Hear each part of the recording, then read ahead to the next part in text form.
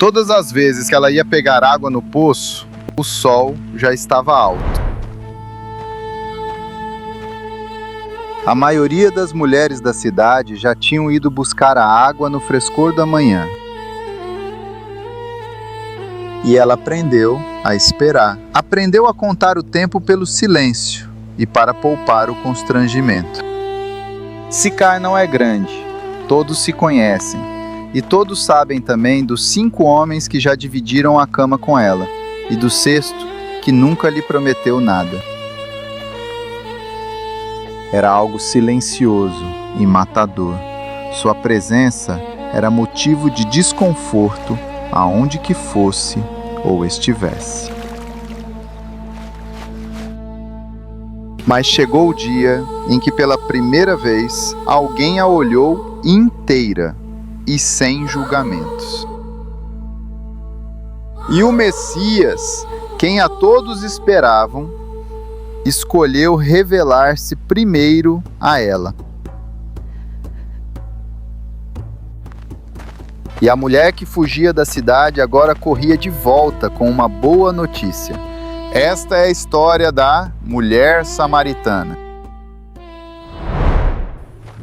Ela caminha sozinha até o poço, carregando o peso de cada passo. E há um homem sentado à beira do poço, um judeu, e ela percebe pelas roupas e pelo jeito de sentar. E ela já tinha aprendido a esperar o pior dos homens. Ele pede água a ela e o pedido a paralisa mais do que deveria.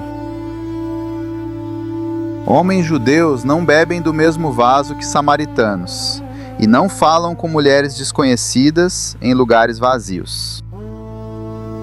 Além dela ser as duas coisas ao mesmo tempo, samaritana e mulher, ela sabe de seu passado.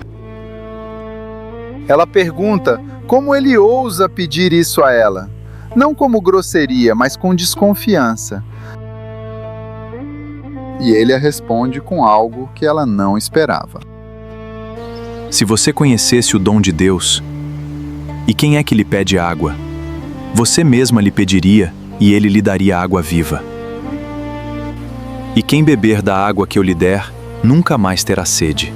A água que eu lhe der se tornará nele uma fonte a jorrar para a vida eterna. Ela, ainda não compreendendo, lhe desabafa sobre como seria bom economizar viagens e não precisar mais atravessar a cidade sob o sol para carregar peso nos ombros. E diz que ele pede a água sem saber o que está pedindo. E então ele muda de assunto com toda delicadeza. E pede que ela chame o marido. Ela diz a ele que não tem marido, em meia frase, e evita o resto. Ele completa a frase. Você diz dos 5 homens que vieram antes?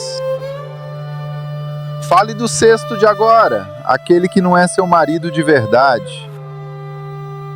Não era novidade para ninguém em Sicar, mas ouvir da boca de um estranho, sem julgamento na voz, isso foi diferente.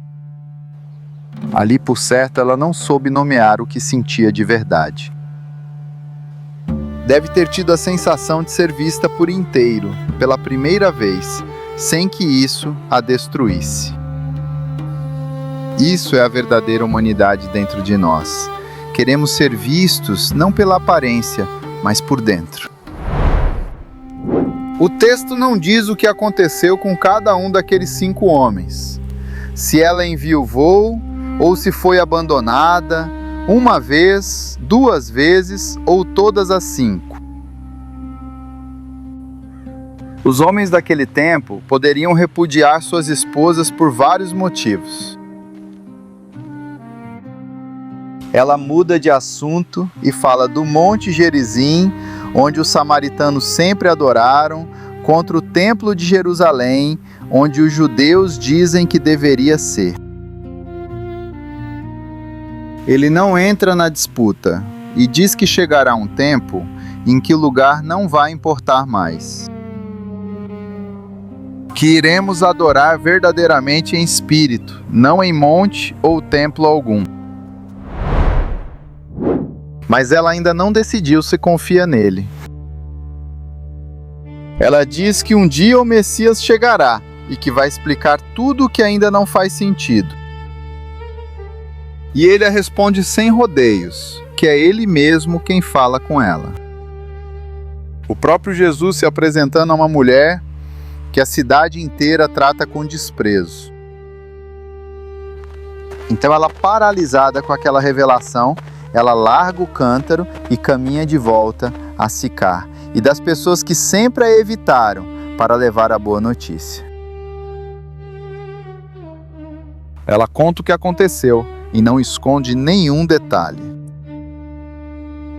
Disse que um homem sabia tudo sobre ela, dos 5 maridos, o 6º que não é marido, a vida inteira de dor que ela vinha carregando em silêncio.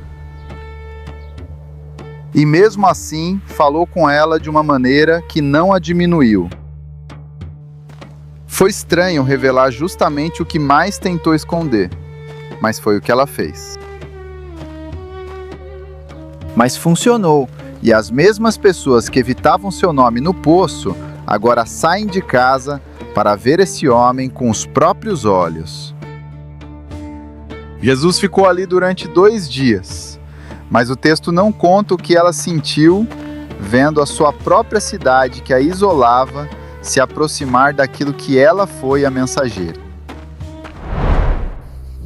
Não sabemos se alguém se retratou com ela e se a partir dali ela foi tratada diferente. Nenhum evangelho registrou seu nome. Séculos depois, alguém decidiu chamá-la de Fotina, mas isso é tradição, não é história.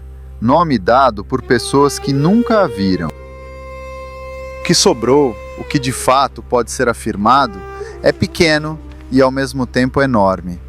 Uma mulher foi até um poço ao meio-dia porque não podia ser vista pela manhã e voltou correndo, sem cântaro, porque finalmente alguém a viu inteira e não desviou o olhar. O resto, os anos depois, as viagens, a perseguição, a morte que a tradição inventou para ela séculos mais tarde, pertence a quem quis continuar a história. O que aconteceu naquele poço pertence só a ela. E no próximo vídeo, ele já esperava há 38 anos.